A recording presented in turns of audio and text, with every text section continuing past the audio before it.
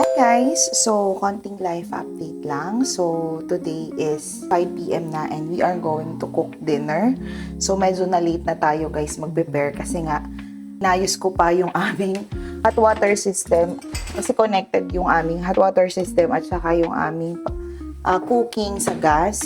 So, medyo na-stress tayo guys. So, ngayon medyo bilisan na natin dahil mamaya darating na si Daddy. So, this is Filipino style spaghetti. So, yun yung naisip ko. And then, yung mga bata, ipag-fry ko sila ng chicken burger na patty. At saka, si Daddy, i-refry ko na lang yung natira namin na KFC chicken para may ka-partner yung ating spaghetti. Medyo bilisan na natin, guys, kasi si Daddy mamaya darating na yun.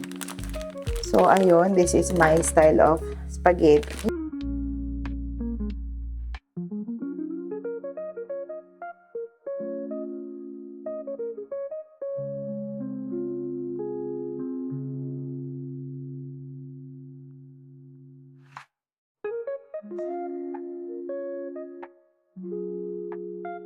So, i-chika ko sa inyo habang pinaprepare ko yung ating ingredients. Alam nyo ba guys, naligo ako kanina kasi I was really in the mood to make a vlog, cooking vlog ng aming dinner na Pinoy style spaghetti dito sa Australia.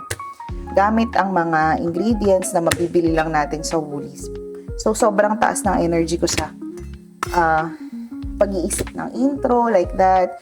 Paano ko i-angle yung camera ko. Tapos habang naliligo ako, buti na lang tapos na ako makapagsabon. Nung magbabanlaw na ako, sabi ko, bakit parang lumalamig yung tubig nga? So sabi ko, ano malamig yung tubig sa shower? So in-adjust ko siya sa pa-warm, pa-hot. Nasa hot na nga. Sabi ko, palamig ng palamig yung tubig. And then, bigla na lang sa akin, saka nag-sink in. Sabi ko, hala, baka wala na yata kaming gas. Kasi nga guys, kung di nyo na itatanong, yung nilipatan kasi namin na bahay is, ang aming hot water system is gas na rin. Kasi dun sa previous namin na bahay, hindi ko pala na-mention dun sa ating house tour before, na isa sa mga issues natin, kaya tayo lumipat is, medyo malaki kasi yung tangke ng hot water system dun sa kabila. So, mas manghagad niya sa kuryente kasi electric na. Electric yung ating hot water system dun. So, ayun. Masyado siyang pricey sa kuryente. Given na 4 lang naman kami in the family, 2 kids, tapos ako, si Daddy. Tapos, lagi pang maghapong wala yung asawa ko. So, hindi masyadong yung sobrang laking tangke ng hot water system na electric. So, yeah, nung lumipat kami, nag-shift kami ng gas. Dito guys, ang provider namin is AGL. So, merong app yun. And everyday, pwede mong makita yung konsumo mo. I-check mo lang dun sa app kung magkano yung na-konsumo mo within the day. And compare dun sa previous namin na bahay, yung today namin na konsumo, dati kasi is nag-average ng $10 a day. Imagine ha, $10 a day. So, sa isang buwan, sa 30 days, magiging parang $300 na yon. So, kapag magbabayad ka every 3 months, so $900, imagine that. O, diba? So, dito sa nilipatan namin na house, nagulat kami kasi nga since hindi na connected sa electricity yung aming hot water system, ay $4 na lang siya a day. Tapos, nung may time na may bisita kami, as in, dire-diretso yung air fryer ko. Tapos, bukas ang aircon. Bukas lahat. Ang TV, parehas TV bukas. Nagka-karaoke pa. Alam mo yon, lahat ng ilaw bukas. Na-charge lang kami $8 a day. That day, parang $8 lang nung araw na yon. Samantalang dati average namin is 10 pero walang bisita yon. So yun, parang mas tipid siya nung gas. Pero yung stove namin, yung sa pagluluto namin is gas na talaga siya before. Imagine, $10 a day, pero gas pa rin naman yung cooking, yung stove mo. Tapos, hot water lang talaga yung nagpapamahal. So yun yung ichinika ko lang sa inyo. Grabe yung experience ko sa shower kanina. Nawala ng mainit na tubig. Grabe guys. Para akong nag-ice bucket challenge sa pagbabanlaw. Buti na lang talaga patapos na akong maligo.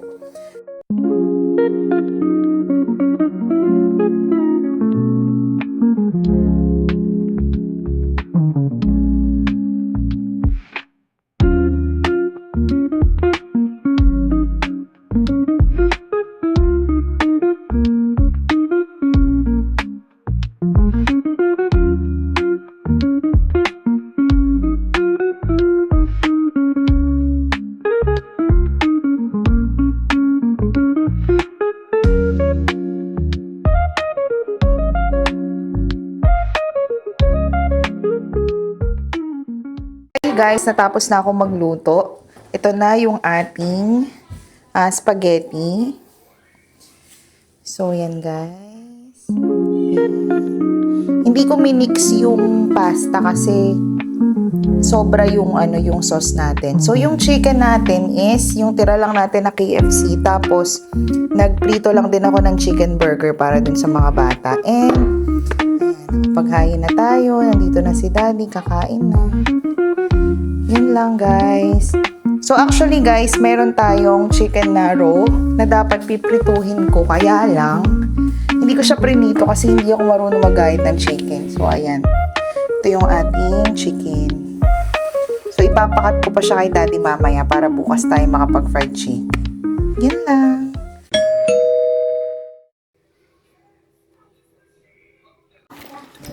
Ha? Yeah, no. Yay! No, it's a soft one. It's a brioche bread. What's brioche bread called?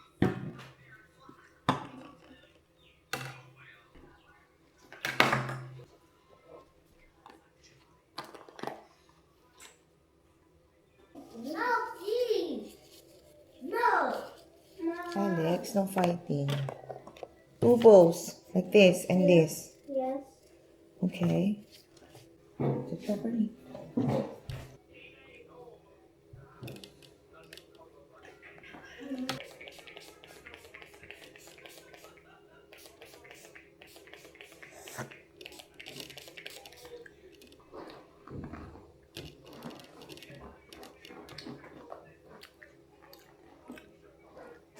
Then, do you use like the charger instead of the batteries? Remove it. You cannot remove the battery. If you want to charge it, you have to plug it. Good job. Well done.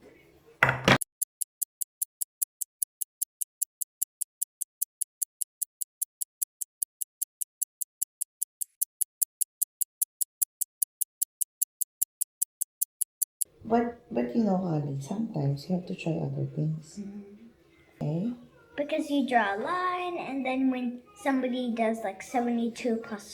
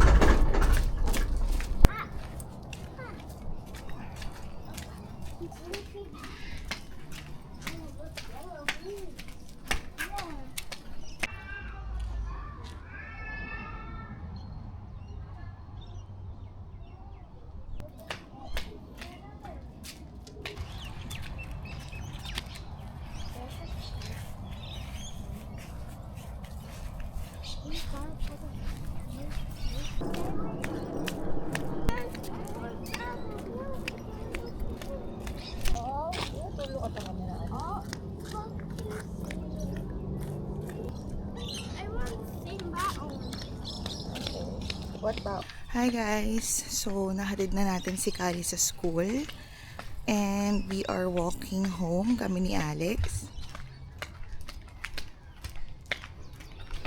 So, yon yung school ni Kali, 5 minutes lang naming nilalakad from our house. And we do it every day. Kasi malapit lang yung bahay namin sa school niya. Actually, 3 minutes walk lang siya. 2 to 3 minutes walk. Pero syempre mga bata yung kasama ko. So, may allowance kami sa paglalakad. Kasi nga yung dalawang magkapatid, every morning yon nagchichismisan pa sila kapag umaga. So, buti na lang ngayon, kahit medyo gloomy, hindi siya umuulan. Basa yung ground kasi umulan siguro kaninang maga. Pero ngayon, hindi siya umuulan. So, sana mamaya pagsundo natin kay Kali, hindi pa rin umuulan.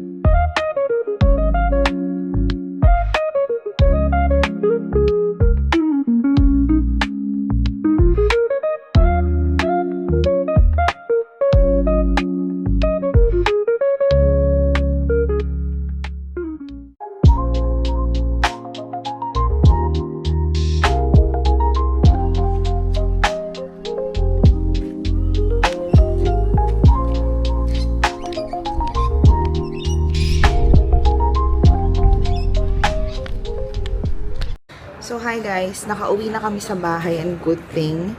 Hindi kami inabot ng malakas na ulan kasi tingnan nyo naman yung ulan. Ayan guys, sobrang lakas ng ulan. So, there it is. Ang lakas ng ulan. So, there's no need for me to water the plants. Kasi nga, ang lakas ng ulan. Yeah, it's automatic. Buti na lang talaga nakauwi na kami bago lumakas ng sobra yung ulan. So, we just got lucky, Kalisi. So, we're home. Hello. Hello.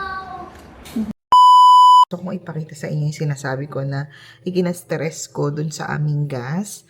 Kasi yung gas dito, yun din yung aming hot water system. Bukod dun sa stove namin, sa cooking namin, hot water system din namin yung gas namin. And dahil nga ganon, meron kaming backup na amin dalawa naka-install dun sa labas. So, meron nung pag na-empty na yung isa, may switch ka na pipihitin para ma-install naman yung kabila. And kahapon talaga nag-struggle ako kasi hindi ko alam po anong pipihitin ko dun sa anon.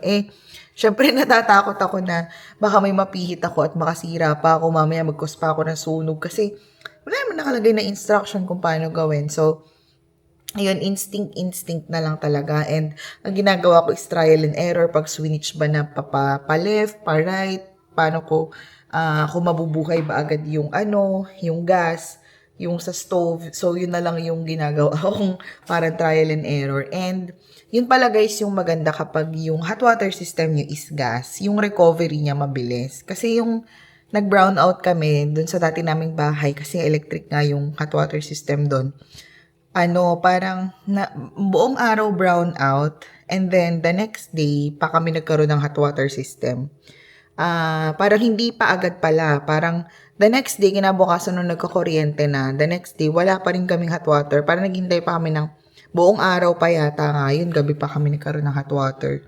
So, ganun katagal. Unlike kapag gas, halimbawa, kagaya niya, nawalan kami ng gas. Tapos, na-switch ko na dun sa kabila, sa kabilang cylinder, mabilis lang siyang uminit guys. Palibasa hindi siya yung kagaya ng electric na dire-diretsong pinapainit yung tubig and dapat may nakastock na water dun sa tank. So kapag gas kasi, I think I'm not sure. So parang siya, parang pag binuhay mo yung gas, yung burner, lahat ng dadaan na tubig dun is mainit. So parang gano'n siya. Hindi siya yung kagaya nung sa isa na nakalagay dun sa tangke na pinapainit, na 24/7 na naka-maintain na ganun temperature. Kaya, pag nag-brown out, ang tagal ng recovery. So, ipakita ko sa inyo, guys. So, ito, guys, yung sinasabi ko sa inyo na gas. So, medyo basa dun sa part na to kasi nga umulan. So, ito, guys, yung aming cylinder. Ayan. So, it's a 45 kilos na cylinder. So, we have two, yung sinasabi ko sa inyo kanina. Ayan siya. Tapos, dito ako guys na-confuse kasi wala namang nakalagay na instruction kung anong gagawin ko. Pero, yesterday ito, naka-turn siya dito sa kabila. Kaya lang na-confuse ako kasi parang ang tingin, yung close and open niya, medyo confusing. May nakalagay na open, pero yung open niya pahigpit. Sabi ko parang nakaka-confuse. Yun nga, dahil nga first time kong gumamit ng ganyan, yung may mga switch. Pero trial and error yung ginawa ko para malaman ko kung alin yung gumagana. So, hindi ko, kasi parehas ko siyang inaalog, tapos parehas gumagalaw. So, ang nalito ko kasi sabi ko, baka sira, baka wala na parehas kasi parehas ng gumagalaw. Yun pala dapat ililift mo. Ganon. So, ito mabigat. Ito, kaya ko nang malift. So, meaning, ito yung empty. At saka ito yung merong laman. So, buti na lang talaga, hindi siya yung nasa isip ko na continuous. Akala ko parehas wala ng laman. In a span of 45 days, talaga nag-isip ako, parehas na silang naubos. Pero, so far, isa lang naman yung nag-empty, tas yung isa may laman pa. So, we have to order another one para hindi tayo maubusan kasi nga dito rin yung ating hot water system. So, sa Pilipinas, guys, is 11 kilos if I'm not mistaken. So, 11 kilos, nung nasa Pilipinas ako, tumatagal sa amin yun 1 to 2 months, yung 11 kilos. Kasi nga, ang ano lang nun is for cooking lang. So, dito kasi ito rin yung aming hot water system. So, yung hot water system, syempre, yun yung para sa heater. Sabi ni Daddy, kapag daw nag-winter na, mas magiging mabilis yung konsumo namin dun sa gas. Kasi nga, syempre, dahil malamig, mas madalas naming bubuhayin yung hot water. So, ayun guys. Pinakita ko lang sa inyo yung yun na nakapagpalito sa akin kahapon. Kaya medyo nagmadali tayo sa pagluluto. What was that? See? It's so beautiful. It's a lolly bag. Mom, can you open this, please? I don't know how this works. Use scissors. I got it.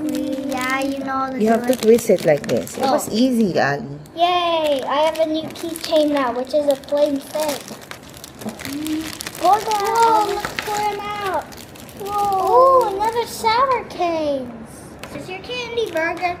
What will you say, Alex, to ate? Thank you. You're welcome. Okay, ate, in the cheeks. Come on, kiss me in the cheek.